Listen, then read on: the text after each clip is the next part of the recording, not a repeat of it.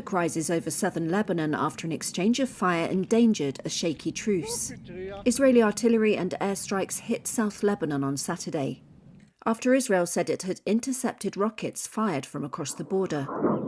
Lebanon's state news agency reported a spate of Israeli airstrikes and artillery barrages in the country's war-battered south, and several deaths.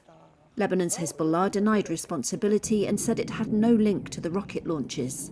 It said it remained committed to the US-brokered November ceasefire with Israel, which ended a year of conflict between the two sides. No group has claimed responsibility for the rockets. Here in Metula, people rushed to shelters after sirens sounded, but soon returned to their daily routines. Saturday's strikes were the first since Israel effectively abandoned a separate ceasefire in the Gaza Strip, with Palestinian militant group Hamas an ally of Hezbollah. Both groups are backed by Israel's arch-foe, Iran. Last year's war between Israel and Hezbollah was a spillover of the Gaza conflict. It rumbled across the border for months before escalating into a blistering Israeli offensive that wiped out Hezbollah's top commanders, many of its fighters and much of its arsenal.